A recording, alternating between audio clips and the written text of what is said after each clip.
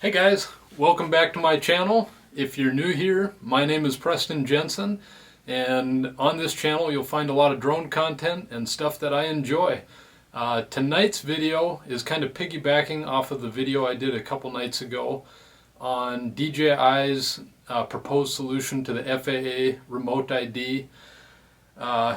Like last video, this is not going to have high video production quality. I'm going to be doing a lot of reading. It might be kind of boring, but I hope the people watching this are in tune with what's going on with the remote ID situation, and they just want to find some information. So I'm going to leave a link to my other video talking about how DJI proposed a solution to FAA's remote ID, a solution that seems pretty scary in my opinion. And they must have heard what we were talking about. They must have heard all the people saying that we do not like this. We don't want people seeing our location in real time. We're fine with law enforcement getting that information, but what's the need to have just anybody concerned about a drone pilot having that information readily available? So I was scanning the internet a couple nights ago, and I see that they released an article titled "Who Should Know Where a Drone Pilot is Located?" And I thought, hey, maybe they got our information loud and clear, and they wanted to clear air with their customers. But after reading the article, I was actually kind of disappointed again. The article states that right off the bat, it says, DJI, like other companies innovating remote ID systems, must follow the FAA's lead on pilot location. So our demonstration solutions have made that information available to anyone with a smartphone. But that requirement isn't final. And I guess my biggest problem with that is if they had their customers' backs, which they're saying they do, I feel like they would have released that demonstration without the capability of just civilians having that information and saying to the FAA, giving them a stance that, hey, we believe law enforcement should have this information, but definitely just random people shouldn't be able to have our customers' location in real time. They also go on to state that DJI has always been concerned with protecting the privacy of drone pilots. And I believe, I believe that they probably have the customer opinion at heart when they write this. But the way they have been going about things recently, it seems like they're jumping on board with the FAA and wanting to make sure they're the first ones to push out this software, and maybe there's an opportunity in it for DJI themselves. They go on to say that, of course, if the rules require a pilot location to be widely disclosed, DJI's solutions will have to comply. And that just kind of seems like they're rolling over to me. They're not making a stand for their customer. I don't know if that's the case. Tell me what you guys think. That's kind of the main reason I'm making this video, is to see what you guys think on this article.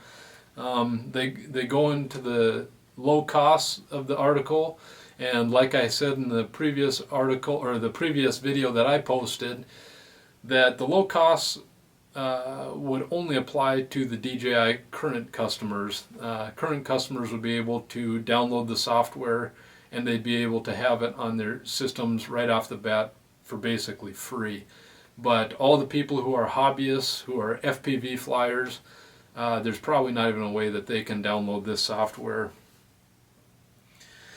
At the bottom of DJI's article, they say that we share these concerns and have heard you loud and clear. Now, I think they have heard us loud and clear in all the videos. I've read all the comments, great comments on my last video. I agree with most of them. Some people are a little too hostile towards DJI. I never like to have negative stuff on my channel. I'm not a negative person, but I see where people are concerned with this. They say their customers are first, and this just kind of seems like they're going back and forth in this article saying like, yes, we are concerned about you, but yes, we will comply with the FAA. It's just kind of wishy-washy, kind of seems like a political spin, in my opinion, on just making everybody happy, not taking a stand one way or another, just kind of being on edge, so whichever way will help their pocketbook in the future, they'll be able to jump to that side relatively easily. They say they're at the last thing they say in their letter is that they're glad their demonstration brought to life the subject, and I don't think that's what their demonstration had as their target when they pushed that video.